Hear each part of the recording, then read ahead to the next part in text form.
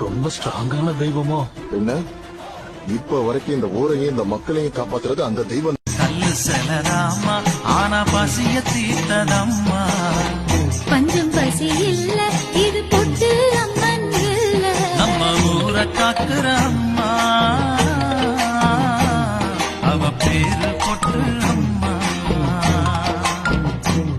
நம்ம ஊரை காக்குற அம்மா அவ பேரு பொட்டு அம்மா.